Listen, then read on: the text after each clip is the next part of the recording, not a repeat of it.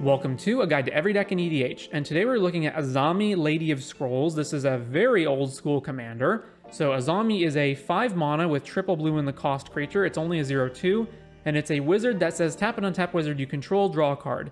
So because it's templated like this, it means you can tap wizards immediately, regardless of whether they're summoning sick or not, including Azami herself. So she can always draw at least one card upon entering, and then she can of course tap any number of other wizards that you control to draw cards immediately. So the main thing here is going to be having wizards that are cheap, that come out and have effects that don't require them to tap, so that you can just have a bunch of them sitting around in play before you cast Azami. Then you cast Azami, you tap everything immediately and draw a whole bunch of cards. And of course also anything that untaps creatures or just permanents in general is going to work very well with Azami, because then you can keep activating her to tap wizards, including herself, and draw more cards. So of course the main combo things here, things like Intruder Alarm, which works very well because it means that anytime we play any creature or any creature enters the battlefield under our opponent's control as well, is going to untap all of our wizards, and then we can tap to draw cards again. Of course, anything that blinks them, like Displace and Ghostly Flicker, will also work. And specifically, Displace and Ghostly Flicker also work with Narumeha, because you can cast them, hold priority, then cast Narumeha while they're still on the stack, copy them. The copy will blink Narumeha plus something else. Then you get the ability of Narumeha again, copying the original one that's still on the stack, etc. And this goes infinite. And of course, if you have an Azami in play, you can keep tapping Narumeha every single time it blinks out to draw a card. And if you've got Ghostly Flicker, you can also flicker a land along with Narumeha to generate infinite mana. Then of course we've got Isochron Scepter and Dramatic Reversal to generate infinite mana if we've got mana rocks that produce 3 total mana. But even if we only have 2 or even less than that, this is still a good effect to have just because it untaps Azami and all of our other wizards to again draw more cards. Mind Over Matter also goes infinite with Azami. This is a 6 mana enchantment with quadruple blue in the cost, and it says discard a card, tap or untap target artifact, creature, or land. So of course you can tap a wizard, draw a card, discard that card to Mind Over Matter to untap a wizard, tap the wizard to draw a card, etc. So this alone, Mind Over Matter plus Azami, means you can draw your entire deck. Of course, since we're going to be playing various creatures and effects that tap or untap them, Opposition works pretty well.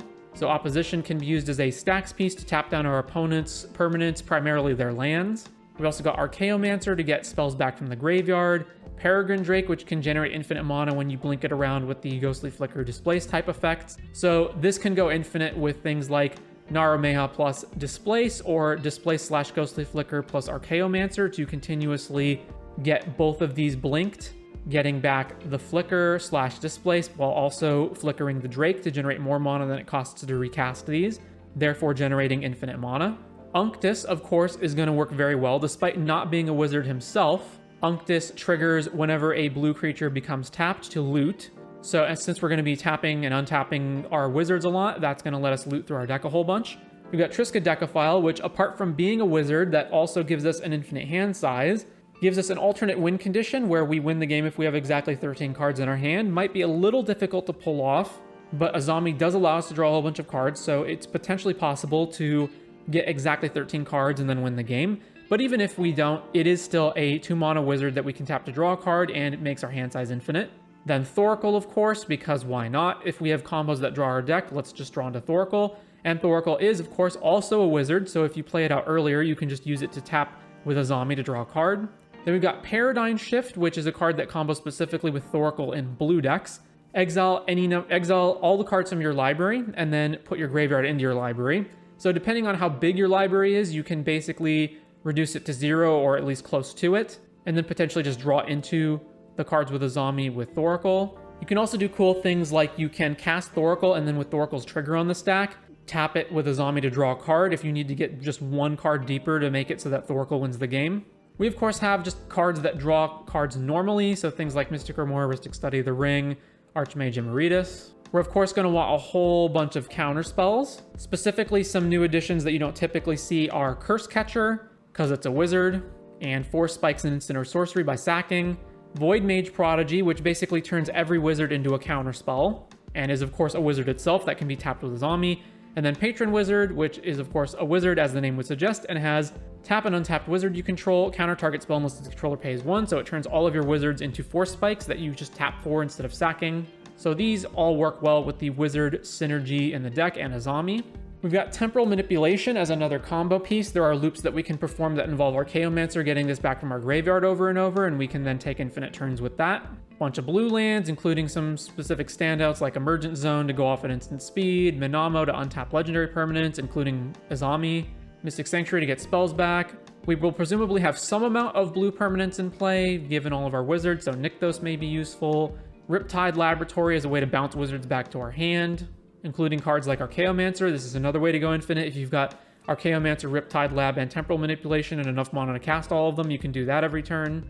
And then the rest of it is fairly straightforward. A little bit of protection, so this is to keep our wizards and Azami specifically from getting killed. So Kira, Great Glass Spinner, Malevolent Hermit, Siren Stored Tamer, which is a wizard again, as is Hermit, and then Teferi, which can be a Grand Abolisher that you like flash in during your opponent's end step, untap, and then just win the game on your turn. Some ramp, including cards that make things cheaper like Baral and Stony Brook Banneret, which are wizards, and then Sea Scryer, which is a mana dork, and although it doesn't show it in the type line here, has been errated to be a wizard. So it is a 2 mana thing that produces a colorless mana and is a wizard. Some removal spells in the form of Chain of Vapor, Snap, Witness Protection, and then some other things like Pongify Rapid Hybridization, Odawara. Back to basics, because we are a mono blue deck, along with a bit of sweeping in Rift and Filter Out. And then some tutors to go find various things that we need, including combo pieces. And then finally, cards that didn't exactly fit anywhere else in the deck and are wizard related. So Archmage of Echoes is a 5 mana 4/4 flying ward 2, and it says whenever you cast a fairy or wizard permanent spell, you copy it. So you get to double up on all of your wizards. Naban, which doubles wizards entering the battlefield triggers, which can go off with things like Archaeomancer. Mistcaller, this is in here just to prevent opponents from like reanimating or tutoring things directly into play with like Natural Order or something. Not that useful, but it's a 1 mana wizard that we can just tap with Azami, so it's fine. Sleep Cursed Fairy, which is a wizard that you can pay to untap. So it is potentially a way to untap, tap it again with Azami to draw cards, and so on. And then Reflections of Litjara, which is basically just Archmage of Echoes, but it's an enchantment. So basically, a pseudo-wizard tribal deck that is built around Azami's ability to tap to draw cards. It has lots of combos in it, some of which include Azami, some of which do not, to go infinite on mana, cards, etc., and then just win the game. And the deck ultimately wants to get to one of these combos, but it can also just use Azami as a card advantage engine if you don't have one of those combos, or to dig for one of them. And yep, that is pretty much going to be Azami, Lady of Scrolls.